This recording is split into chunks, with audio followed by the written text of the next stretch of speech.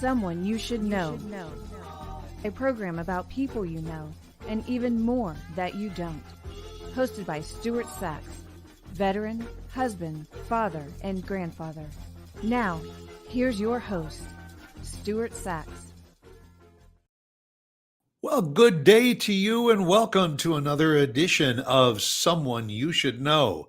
Very glad to have you with us today. We're going to have a good show, a very informative show, maybe a little humor thrown in there too. And we are brought to you today by our good friends over at No Sweat Heating and Air Conditioning. Right now, we are in the middle of summer. It is hot, and I have always said the last thing you need is to turn that air conditioner on and nothing happens. So you need to have people like No Sweat experts on your side, because just in case something happens, believe me, they will be there today. Not a week from Thursday, they'll be there today. If you're in the North Dallas area and you need any help with your heating and air conditioning systems, No Sweat experts are the people to call. And it's interesting that they are sponsoring the show today, because we're going to be talking a little bit about climate change. And it's very, very possible that these excessive heats that we're going through day after day after day in North Texas has something to do with climate control. And so my guest can probably shed some light and maybe a little air conditioning into the subject of climate change, because Ethan Brown is my guest today. And Ethan, welcome to Someone You Should Know. Thanks for having me, Stuart. Great to be here. I am so thrilled because there's a lot of confusion, I think, about climate change, and you probably talk about it very often. There's some people that it is a high item on their priority list, and there's others that say, climate change, what does that matter? And it's down at the bottom of their priority list. So I'm going to throw that thought out at you right at the beginning. How concerned should each and every one of us be with climate change? Well, climate change is a very serious issue. You mentioned the extreme heat in Texas right now. We see that. We see wildfires. We see hurricanes. We see all these different things getting worse, and climate change plays a major role in that. Obviously, there are some people who have this alarmist rhetoric that might be a little too far, others who are either skeptical or just not all that engaged, who might not be as concerned as we should be. But there's also a lot of solutions to climate change, and that's where a lot of my work lives, is bringing people in and figuring out how do we actually address these issues. I think that ultimately puts us in a better headspace than just being overwhelmed by the problem. I mean, is it fair to say that a lot of people just figure, well, that's something for the scientists and the politicians to deal with. It doesn't affect me personally? Well, it certainly is something that people, scientists are the best at figuring out what's going on. Politicians have a lot of power to address the issues, so I understand that. At the same time, I would say, climate change does affect all of us, whether we're the ones experiencing some of these extreme weather events, whether it's our tax dollars cleaning up after some of these weather events. It always comes back to us. And also, the more of us that get involved, the better the solutions will be. If we're all putting our heads together, all having our voices heard, then we can get the best possible outcomes. And also, is the younger generations blaming the climate issues on us old people, or is it the old people that are saying, "Oh, it's the younger people's fault that we're in this"? Where does the blame fall? Is it Mother Nature? I don't love the generational blame pointing. I think that certainly we can look back and see where our carbon emissions have come from. Carbon emissions are the driving factor of human-caused climate change, and that does come from humans, but it's just not that constructive of a conversation to do all this blame and finger pointing. I think what's more important is to understand where we are, understand how we got there, but then work together to figure out how to address these issues. A lot of young people are concerned because For us, this is something that we're going to have to deal with our entire lives. But at the same time, I know older generations are more susceptible to things like heat stroke, or they might be more vulnerable in the event of a natural disaster. So I think it's important to everybody, and I think we should be putting our heads together and working together on this. Do you find in your daily routines and your research and everything that the younger people, the Gen Zers and all are really stepping up, and they are maybe the generation to deal with, to get, to kind of light the fire under the older generations, to say this is a really major concern and we're going to fight for it? Gen Z is certainly trying to speak up. I did an episode recently about a court case in Montana called Held v. Montana, where a group of youth plaintiffs aged 5 to 22 were basically taking the state to court over a permitting law that they deemed unconstitutional. The Montana state constitution is one of a few states that actually guarantees a right to a clean and healthful environment for present and future generations. They passed a law that The only state that has that? there's about a half dozen or so.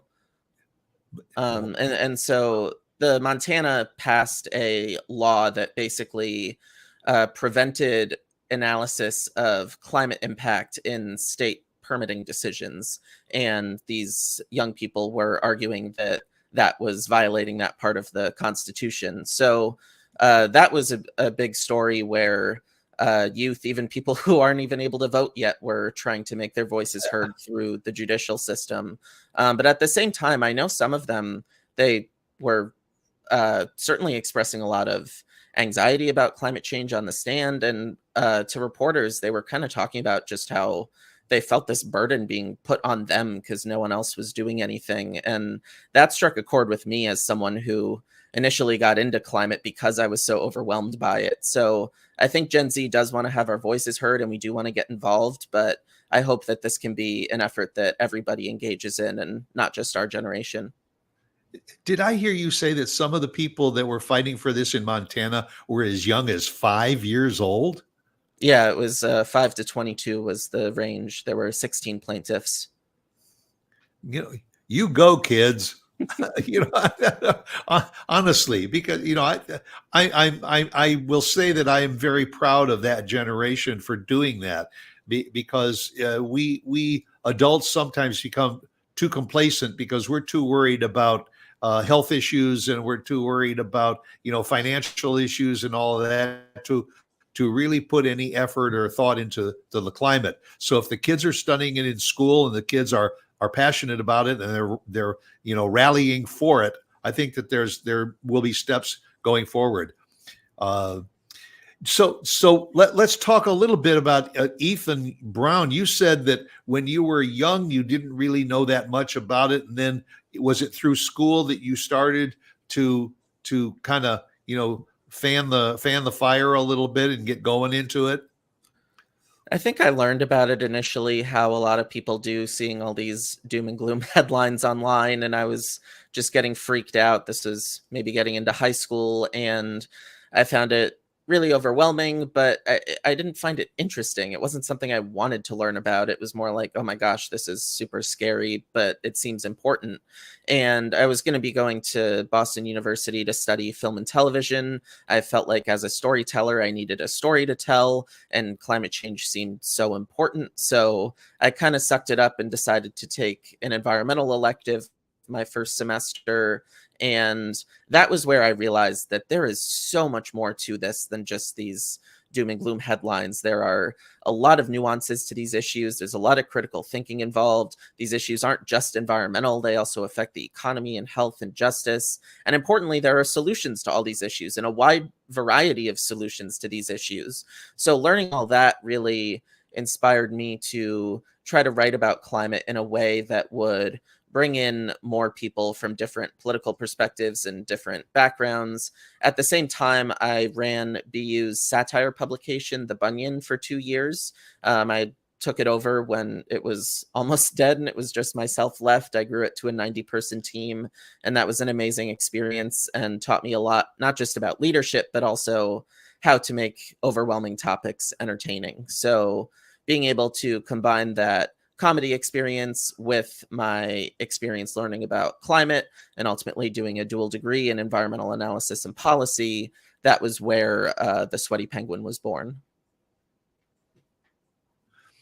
Yeah, well, you just let the next question right out of the bag there, because the website is thesweatypenguin.com. It'll flash across the screen a few times during the broadcast, and folks, I urge you to mark that site, because you may want to go back and avail yourself of a lot of the information that's on the website.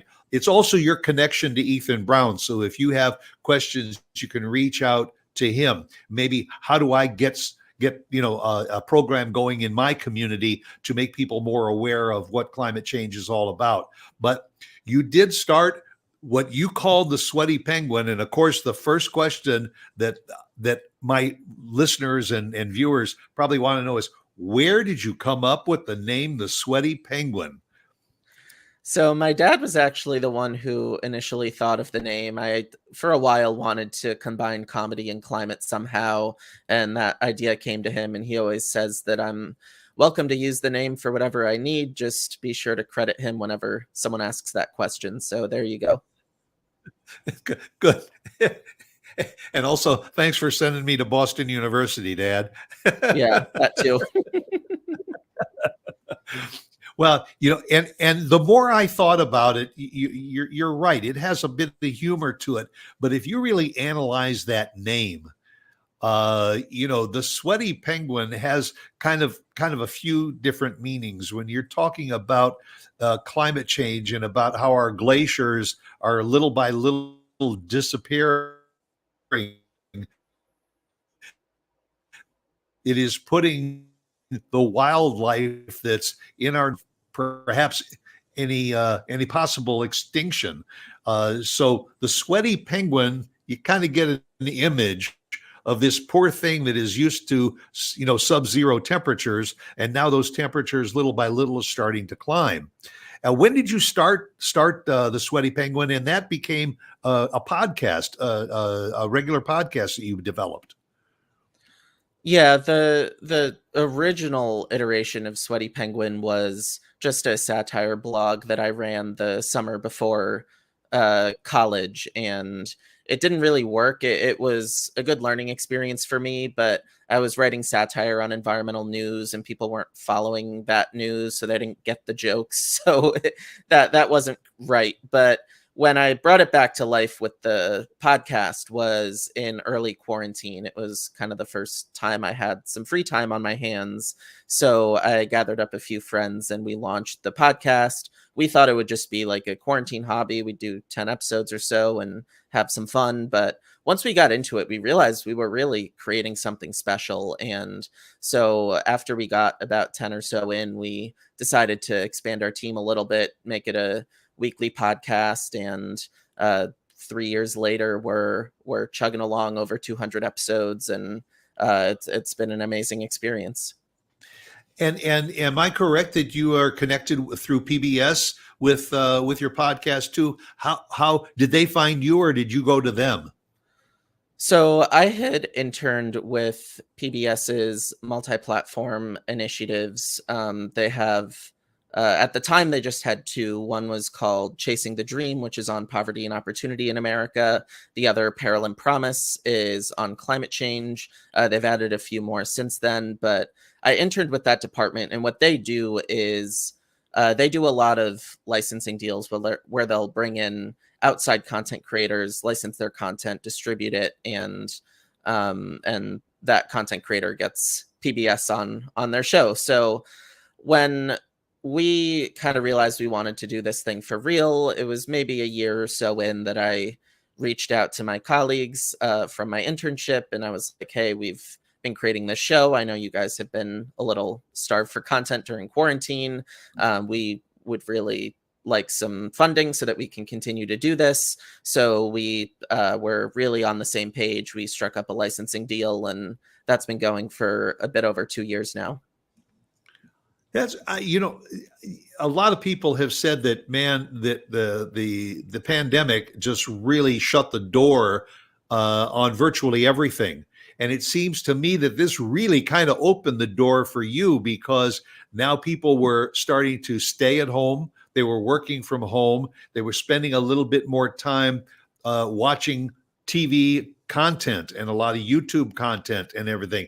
And so that kind of maybe opened an opportunity for more people to learn more about things like climate change. I think the big opportunity was myself getting some more time. I don't think this could have happened if it weren't for quarantine, just because it has been a very time consuming endeavor.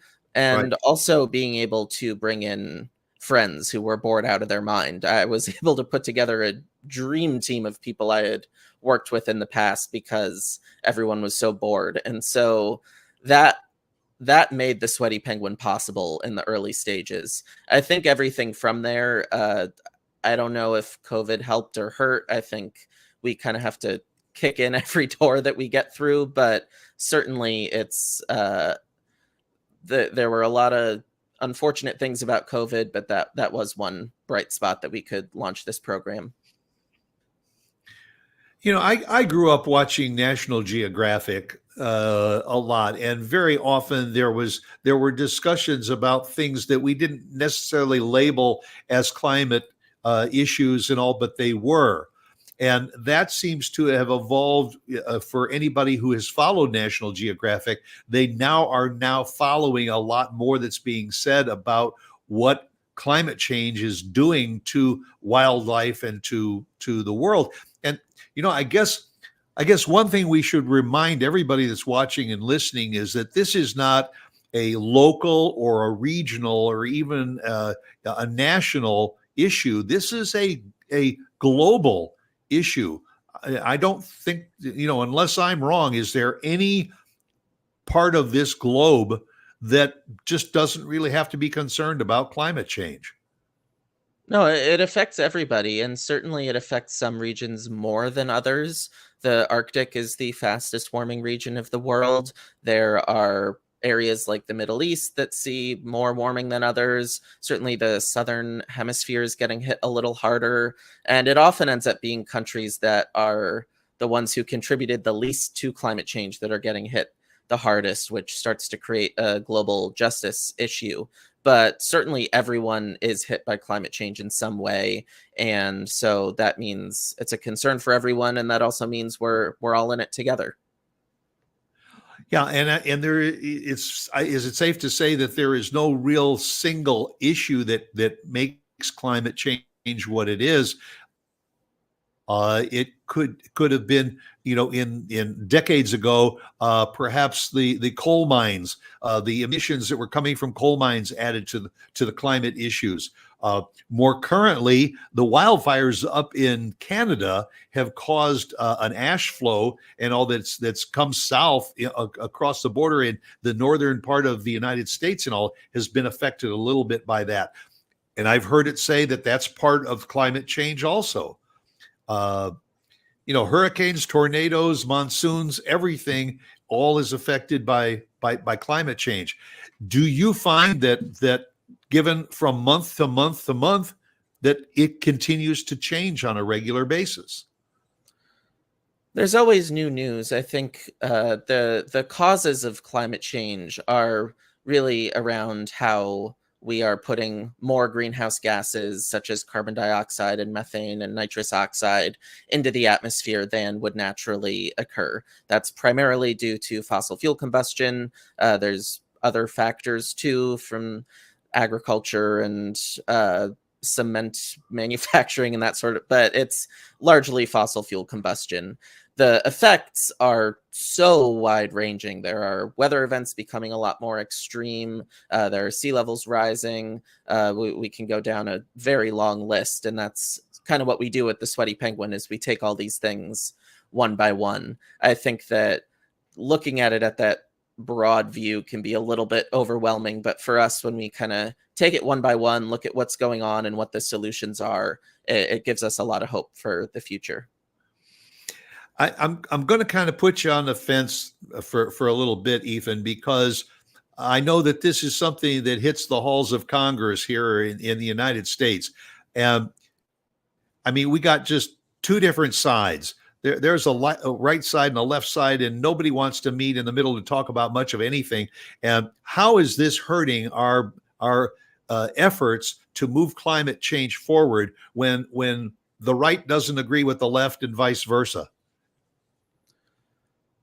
To me, a big part of the issue that I think maybe goes more to the public than to Congress, but I think there's a lot of people who feel very anxious and doomed about climate change. There's a lot of people who are in some level of denial, and there's a lot of people who are just kind of indifferent about it. And to me, all three of these groups are coming from a very similar emotional place of just fear and anxiety and maybe guilt. And these are just different reactions to a similar emotion. So at the Sweaty Penguin, the way we communicate content, we really try to target that core emotion. And that has led to us developing a very bipartisan audience where I hear from people on both sides of the aisle who love our content. I go on to shows with hosts on both sides of the aisle who really appreciate our conversations and tend to agree. So that's our approach to it.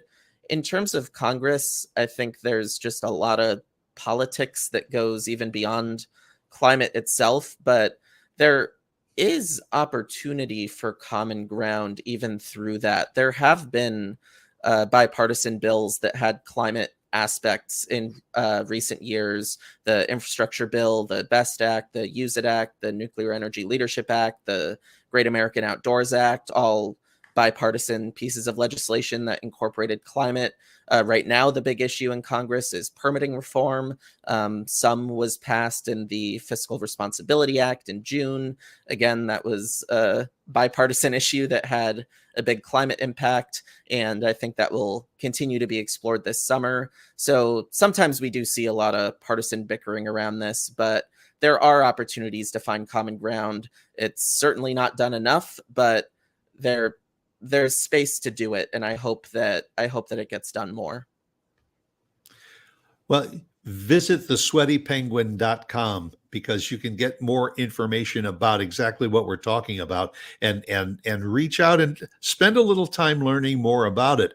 And I think it's fair to say that we also need to urge the public to make sure that this is a subject that's being discussed in our schools. To get the Gen Zers and all who aren't involved, get them a little bit fired up about it too, because it's their world that we're leaving this mess to, and they've got to try and help something or motivate our politicians and the powers to be to do something about it.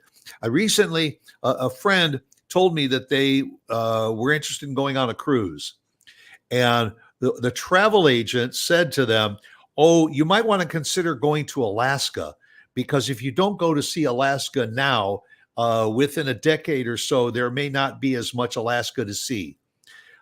Is that just a bunch of hype, or is there a little bit of validity to that statement? I'm not sure about Alaska specifically. It probably depends on where in Alaska you want to see and what you want to see. Yeah. But certainly there are serious impacts of climate change that we are seeing right now. I think coral reefs are a big example where, at the degree of warming that we've gotten to, coral reefs are already extremely vulnerable. They're one of the first things that can get impacted by this level of warming.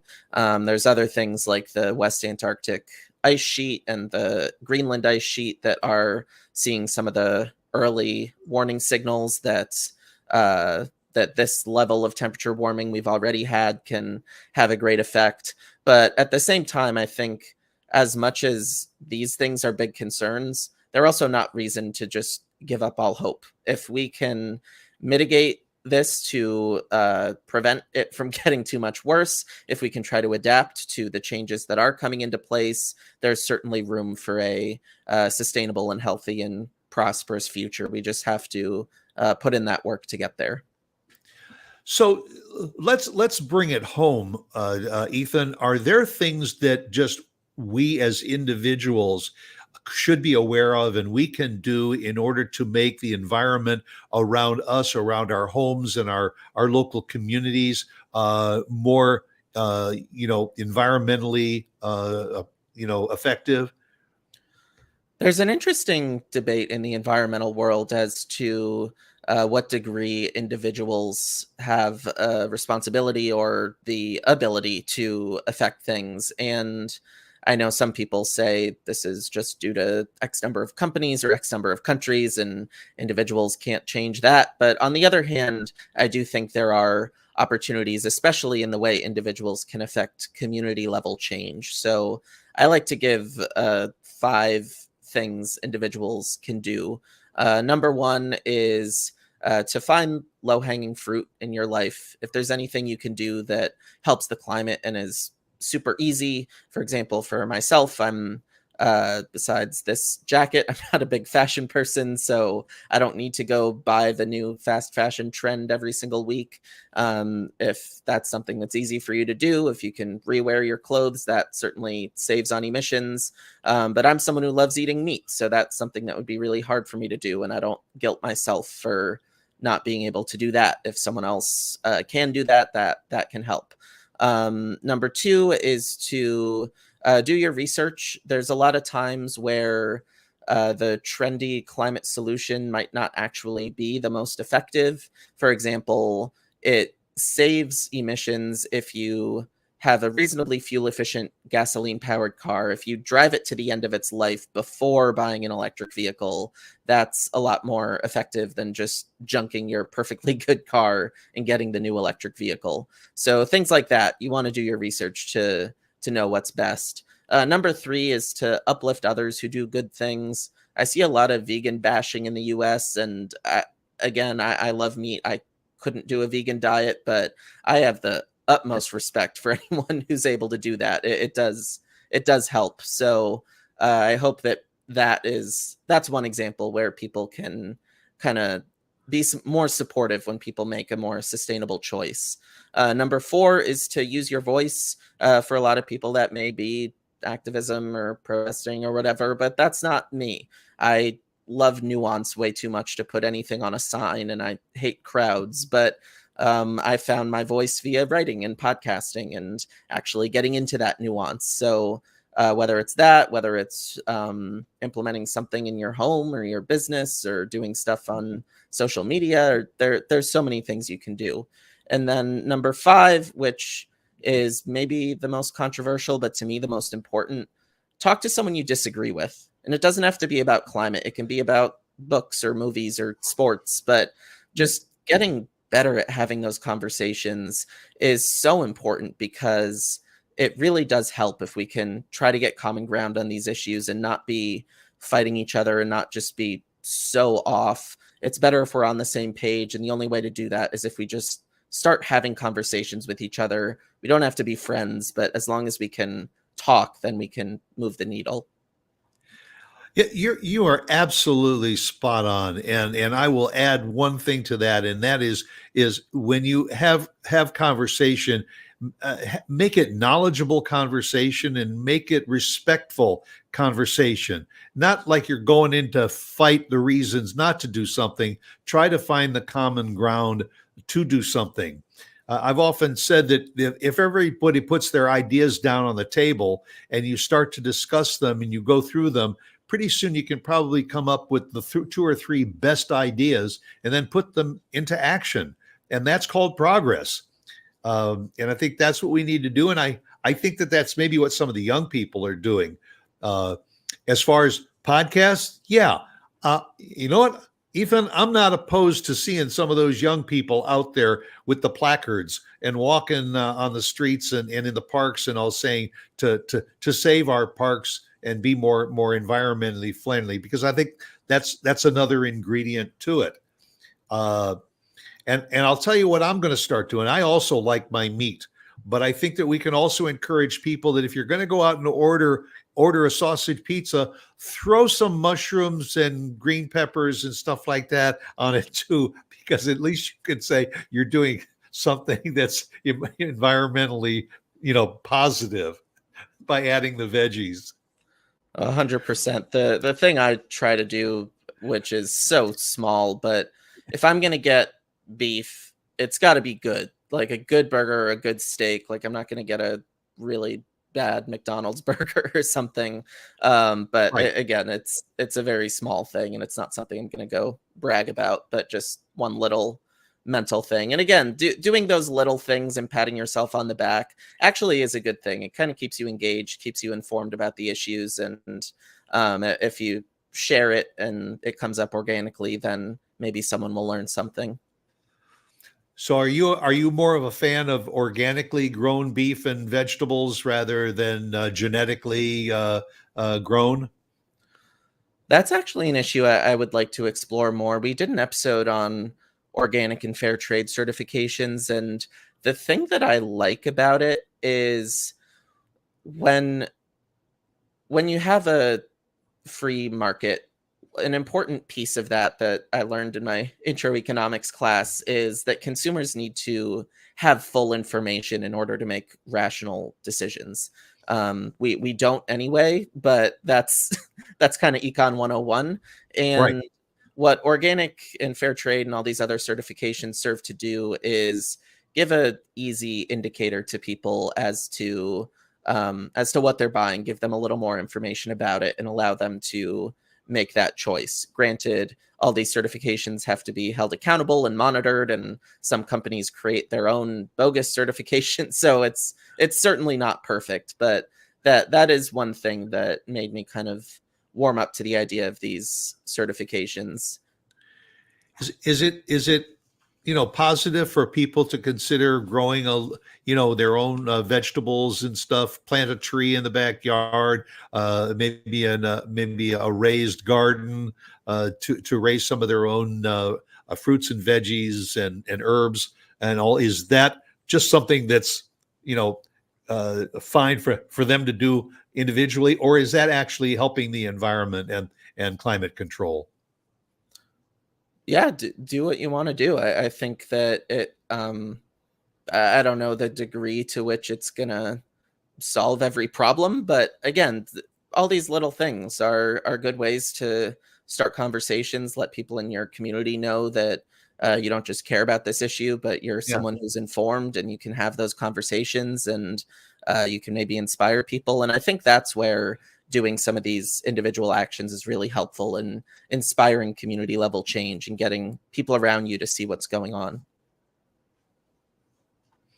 Yeah, and like a lot of other things, it starts at home. And if you can do something that makes you feel better about the environment around you, then you're taking a positive step. If you can share that with your neighbors, you can share it with your community. A lot of communities are starting community-wide gardens to raise freshly organically grown produce. And then you almost every community of any size has farmer markets like on the weekends, so you can go buy your fresh fruits and vegetables. And I don't know about you, but when I go out and buy fresh fruit that's just been picked a day or so before at a marketplace, there is a completely different flavor than what you buy in the supermarkets that's probably was picked a month ago, and they've tried to genetically or some way keep it fresh for you. It's a whole different flavor. And like you said about the beef, that the fresh, grown beef and all has better taste than that's just basically manufactured and packaged and then reprocessed. Oh, 100%. And if we're talking about community gardens or even rooftop gardens, these are real solutions that can not just provide awesome fruit and improve the community, but they can improve air quality because you have all this plant Mhm. life. They can actually sequester carbon. They can help with stormwater runoff. They can help with justice. Often it is low-income and minority communities that are having the least access to green space, which is a very important part of life to have access to. Often they have higher rates of asthma because of poor air quality and that lack of green space. It's also a great educational opportunity. I could go on, but there's real benefit to having these sorts of community green spaces and gardens and that sort of thing beyond the obvious. Visit thesweatypenguin.com because there's a lot of that information, and you can reach out to Ethan to get even more information. Recently it was on the news, and I was absolutely blown away when they said that we recently experienced the hottest average day on record on the globe and all. What do you think of that? And how do you address a statistic like that? And we did it 4 days in a row too.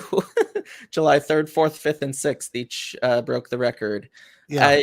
I think that it is certainly very concerning, but I did try to communicate at the time that any headlines that were referring to it as like climate change run amok or out of control were slightly misleading. Climate change is the majority of what caused that extreme heat, but there's also a factor related to El Nino.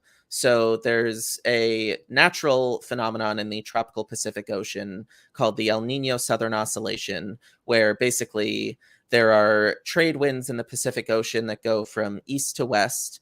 When those winds speed up, it pulls some of the warm surface water from the eastern Pacific into the western Pacific. That means cold water upwells, and that creates kind of a cooling effect for the planet, which is called La Nina.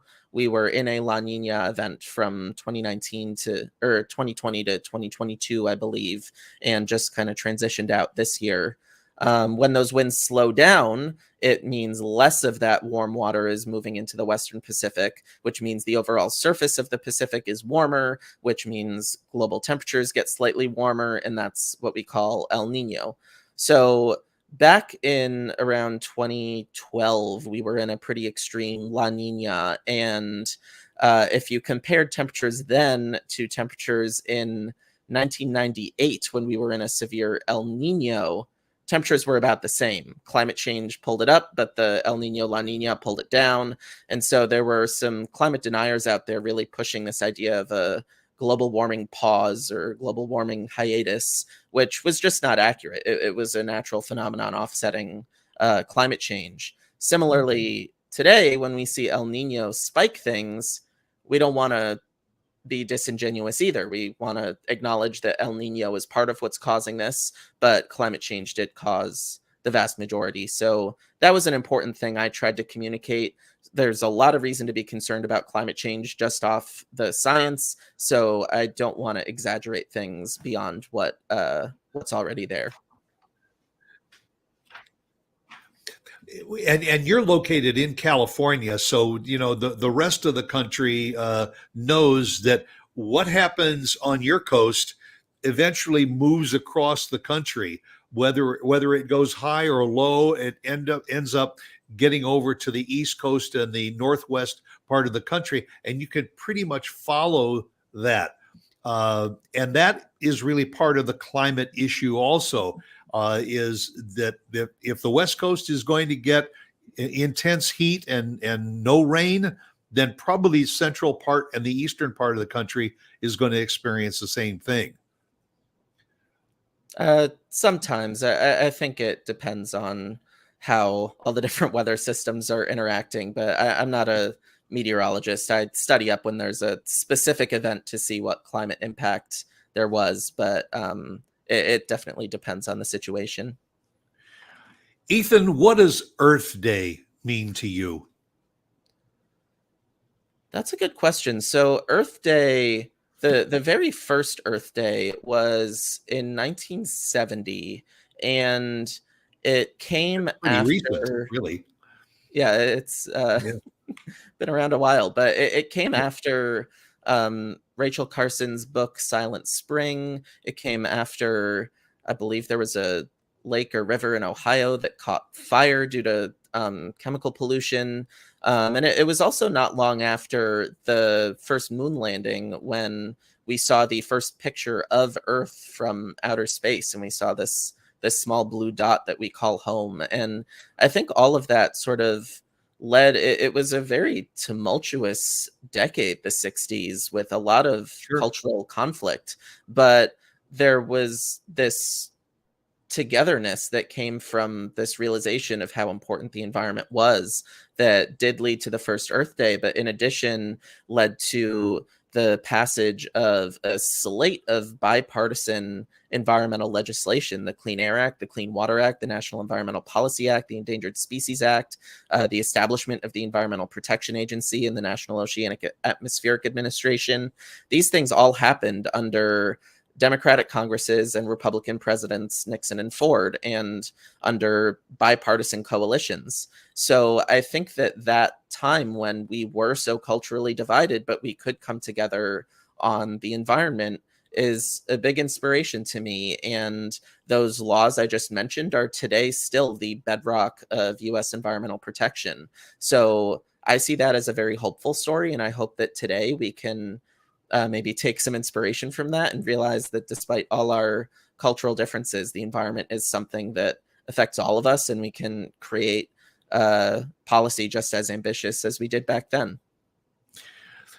Folks, I'm going to urge you to visit the website, because it's not only a lot of educational information, it's a lot of fun. There's a lot of fun that you have put into the podcast and into the website and all. It is very, very much worth visiting. And it gives people the opportunity to not only see what is going on in a variety of areas within the country, but the word solutions just popped up on the screen there, and I'm a firm believer that we as a society, we're either part of the problem or we're part of the solution. And the more that we learn about what's going on with respect to global warming and the climate issues, the better educated we become, and the more able we are to make an influence on our local authorities and all, to make sure that these issues are addressed. It's where's Wally? I love that. Do you do any of the animation on the podcast and on the website, or is that part of your team? We have an awesome team of around 20 of us, and we have people from the environment side to comedy to graphics to social media to journalism, to sound and video editing. It's a really amazing group to work with. And I myself, my role is to manage the team, to write our tip of the iceberg episodes, which is our more newsy show. I'll break down a news topic and then answer a question from the audience. I do revisions on our deep dive episodes. I kind of review everybody else's work, and I reach out and invite guests, and I do media appearances like this one. But there's a real team effort that goes into this. A lot of our web content is from other members of our team who do a great job putting that together. Yeah, and also I would urge everybody that is watching and listening, this is not a website, and it's not a topic just for adults. That this is a website that you can share with your kids and get them involved in understanding and knowing what it's all about, so that maybe they will go on and want to go on to college and study this as their profession also. Ethan, it's amazing to me that you have taken on something that you knew so little about as a child and maybe didn't care about as much, and you have become quite an authority on what this is and what it means to us as a society. And I can't thank you enough for spending some time with me on the show and sharing this with folks. What do you want to say to the people that are watching and listening about what they can do in order to make their life better with regard to climate change and the environment? Well, I appreciate that. And I think a large part of why I've been a hopefully effective communicator on climate is because I was not an outdoorsy person growing up. I didn't initially find it interesting. So I had to find ways to make it interesting for myself before I could make it interesting for others. And I think because of that, I've developed a very people-centric approach, a very community-centric approach, a very solution-centric approach that tends to resonate with a large variety of people. In terms of what people can do, I mentioned my 5 individual solutions earlier. But again, just informing yourself. And that's where the Sweaty Penguin comes in. I think that we're kind of the perfect introduction to these issues because we try to make it less overwhelming, less politicized, and more fun. We start you at a intro level. We assume in every episode that this is the first episode that you're listening to, so you can jump in at any time and learn what's going on. So I'd encourage people to head to our website to subscribe to the podcast on Apple, Spotify, wherever you do that. We're on social media. I myself at Ethan Brown 5151, the podcast at Sweaty Penguin Pod on Instagram and TikTok, at Sweat Penguin Pod on Twitter. And if you really want to support the show, go to our Patreon page at patreon.com/the Sweaty Penguin. There you can get merch, bonus content, a bunch of other cool stuff. And it really helps us out. We're still in that early growing stage where we don't always know where our funding is going to come from. So every little donation helps us a lot. And don't keep the Sweaty Penguin all to yourself. Share it with your friends and family and neighbors, and especially the kids. Get them involved in the Sweaty Penguin and maybe sitting and listening to some of the podcasts, because I think they'll find it fascinating too. You know, Ethan, I end my shows with Oscar Wilde's quote, "Be yourself because everyone else is already taken." And I can say that you fit into that category very, very well. And I thank you very, very much. That'll do it for another edition of Someone You Should Know.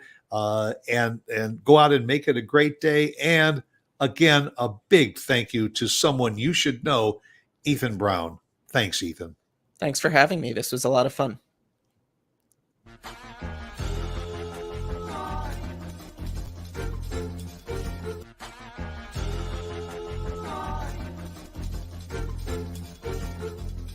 Someone You Should